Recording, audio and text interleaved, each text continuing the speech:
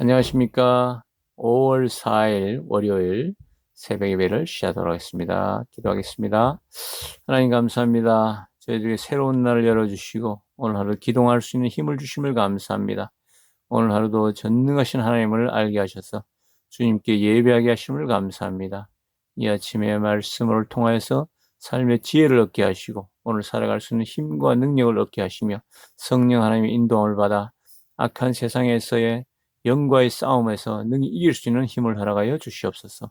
감사하고 예수님의 이름으로 기도합니다. 아멘.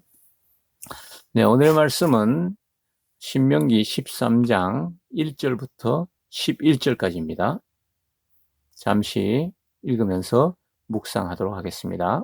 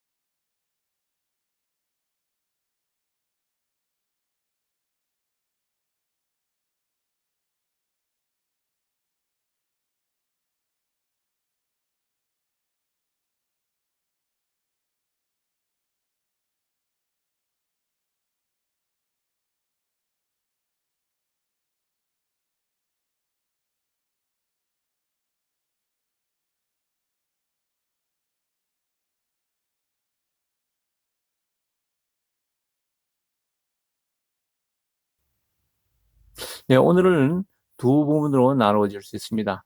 1절부터 5절까지 거짓 선지자들의 우리를 현혹하는 것에 대해서, 그 다음 6절부터 11절까지는 우리의 가까운 배우자, 친구, 우리의 형제 자매라도 우리를 현혹하는 것에 대해서 어떻게 대처를 해야 될 것인가를 우리에게 알려주고 있습니다.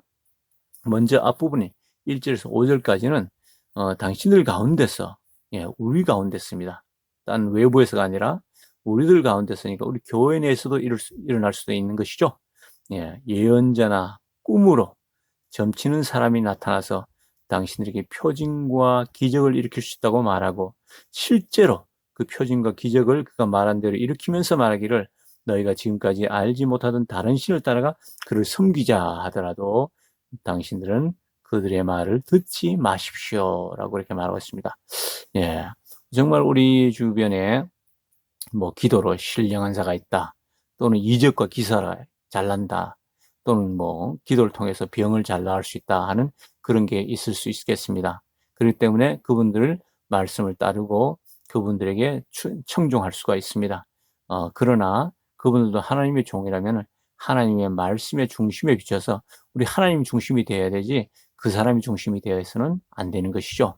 그렇기 때문에 하나님께서 그분들을 왜 그렇게 주셨는가, 거기에 대해서는 우리 3절에 보면은 이것은 주 당신의 하나님이 당신들이 정말 마음을 다하고 정성을 다하여 주 당신들의 하나님을 사랑하는지를 알고자 하셔서 당신들을 시험해 보시는 것입니다.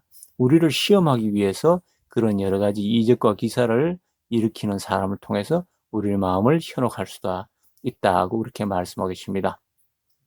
우리 십계명 첫 번째도 나 외에는 다른 신을 두지 말라라고 그렇게 말씀하고 계시죠. 하나님께서는 하나님 외에 다른 쪽에 마음을 두는 것, 따라가는 것, 거기에 심취하는 것, 그것을 절대 원하지 않습니다. 그렇기 때문에 우리는 4절에 보니까 우리의 자세를 다시 한번 가다듬고 있습니다. 당신들은 주 당신들의 하나님만을 따르고 그분만을 경외하며 그분의 명령을 잘 지키며 그분의 말씀을 잘 들으십시오. 그분만을 섬기고 그분에게만 충성을 다하십시오. 이것이 바로 우리의 자세입니다.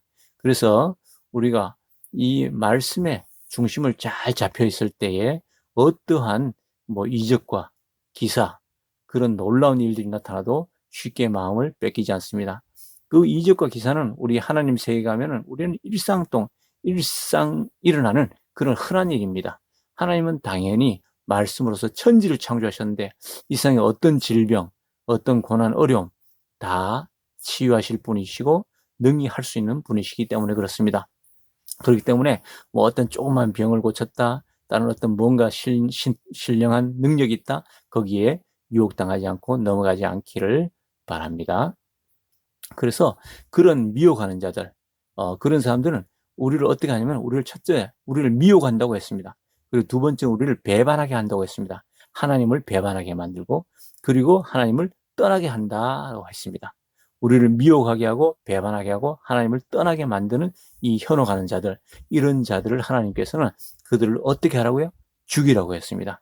그들을 죽여서 그 악을 뿌리채 뽑아버려야 한다고 그렇게 말씀하고 있습니다.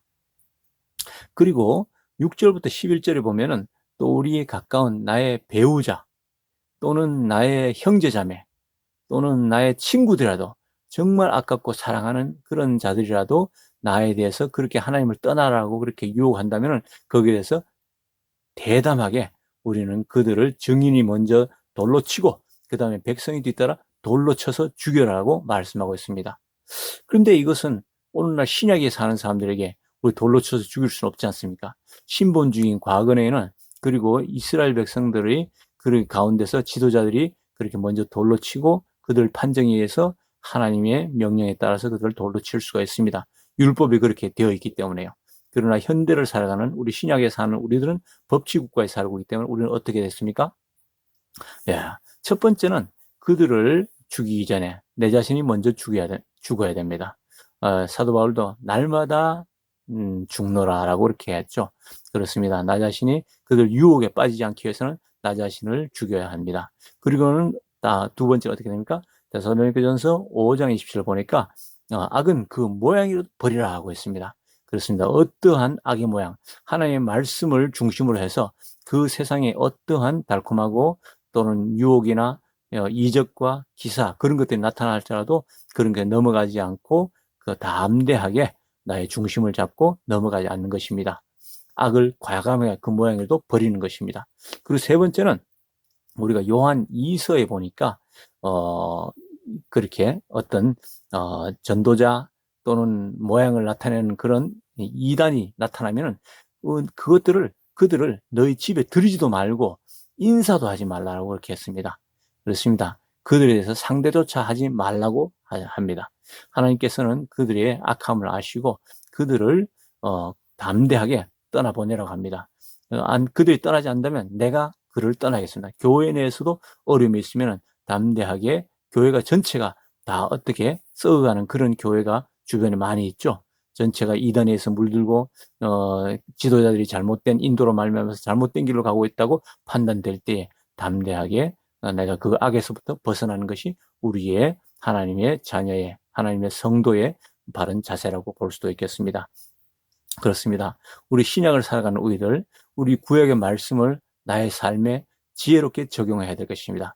우리가 돌로 치어 죽여라 라고 그렇게 했을 때 정말 돌로 쳐 죽이는 것이 그렇게 액면가로 그렇게 받아들인 것이 그게 지혜롭지 못한 것이죠. 그것은 구약 시대에 있던 일이고 지금 현재 신약 시대로 오면은 법치국가에서 우리가 지혜롭게 살 때 그러니까 먼저 나 자신을 잘못된 길에서 그렇게 들어서지 않도록 나 자신을 죽이는 것과 그다음에 그들을 상대할 때 담대하게 그들과의 관계를 끊어버린 것, 그들이 나를 떠나지 않을 때 내가 그들을 떠나야 된다는 사실, 악으로부터의 과감한 탈출을 시도하는 것이 우리의 성도의 본연의 자세일 것입니다.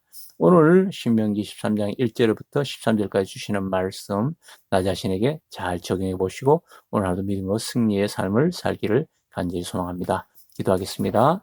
하나님, 저희들에게 주신 주님의 말씀 지혜롭게 적용하게 하시고 하나님의 뜻대로 하나님 말 섬기고 하나님의 말씀을 따르며 하나님께 충성하는 저희들 되게 하여 주시옵소서. 감사하고 예수님의 이름으로 기도합니다. 아멘.